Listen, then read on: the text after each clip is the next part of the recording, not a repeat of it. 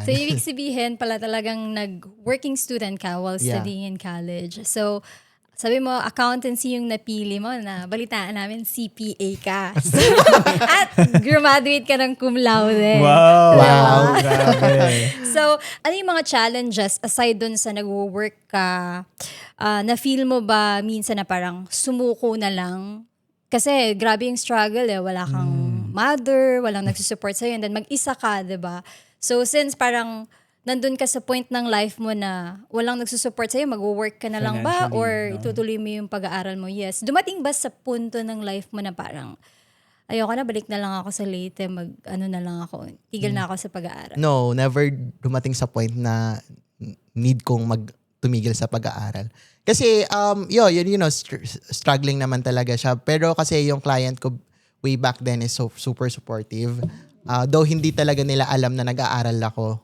Kasi, of course, you have to be, 100% available for them. Pero kasi I was able to manage it, it's because kailangan kong i-compromise yung mga bagay-bagay, lalo na yung tulog. Naalala ko pa before ako matulog, kailangan kong bilangin. Yung binibilang mo na lang, sige, ilang oras na lang ako pwedeng matulog. Ganong level. Tapos lagi akong umiinom ng melatonin para makatulog agad. Kasi sa dami mong iniisip, pagod yung utak mo. Minsan hindi ka nakakatulog agad. Pero yeah, I was able to manage naman regarding naman na graduate akong cum laude. Actually, it was unexpected kasi sobrang hirap talagang graduate ng Latin honors sa accountancy. And of course, I'm grateful. I parang sinabi ko na naman, okay, parang blessing to para sa akin, not just para sa akin, but it's like bunga to ng paghihirap ko. And of course, gift ko din to sa lola ko, yung mga ganon. So they were able, parang napalipad ko sila sa Manila to attend my graduation, ganong level. And yeah, super happy naman. And regarding naman sa, akong magsabi, I am a certified public accountant in the Philippines. And isa yun sa mga pangarap ko. I think lahat naman ng pumasok sa accountancy, yun talaga yung dream.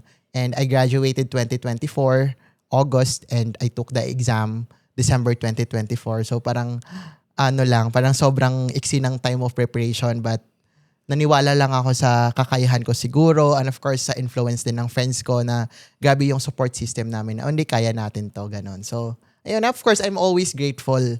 And kung ano man yung meron ko, kung ano man yung na-achieve ko sa buhay with regards on my studies, my career, I owe it everything to the Lord and to of course, I'm sharing it with my siblings, with my family. Nice. That's very inspiring. Grabe, inspiring, no? Oo, kasi nakakapagtaka di ba? Kung sino pa yung mga tao nagsistruggle, like, this is like, nakikita natin to kahit saan, di ba? Sa mga news. Yeah. Yung para, for example, yung parents niya lang is sa farming or jeepney drivers, pero sila pa yung nag-excel. So, Yeah. in your personal experience, James, paano? Like, you don't have the means, like, Yeah. you're working on the side, tapos, nag-aaral ka, tapos kulang pa yung tulog mo. Kailangan mo mag-review. So, paano mo na ma-manage? Ano yung drive mo? Hindi ko nga alam kung paano ko siya ginawa eh. Parang looking back, ganun ako na parang, uy, paano ko nakayanan yon? Pero some of my friends, sinasabi talagang, matulog ka muna, bangag ka.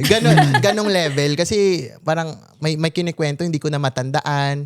Pero to balance everything, siguro it resonates yun sa urge ko na to continue. Yeah. Parang wala sa option kung mag-stop.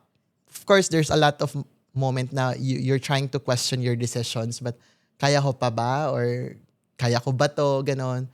Kain na lang natin ng ice cream yan, magiging okay din yan. So, ikwento mo na lang sa mga friends mo para maging okay ka. So, ganon. All those years na nag-struggle ako, lalo na sa mga last semester namin sa accountancy, kasi yun yung parang mahirap kasi may intake kami. Yung parang intake review, bago ka graduate, parang enroll muna kayo sa review school, tapos magbibigay sila ng grade para graduate ka. And yun, parang before ako mag 5th year, kino-compute na namin ng mga friends ko na parang, uy, magiging magna cum laude ata tayo or summa cum laude, ganun. Pero yun, naging cum laude naman ako. So, ayun, grateful naman ako kasi siguro yung passion ko na i-balance yung yung work, tsaka yung studies.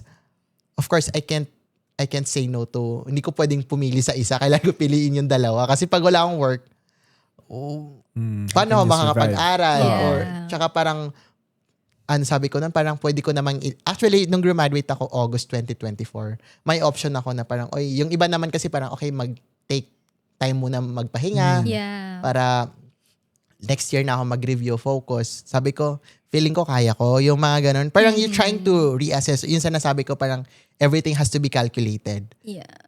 Yeah, parang hindi naman ako tumatalon sa isang desisyon na hindi ko pinag-isipan.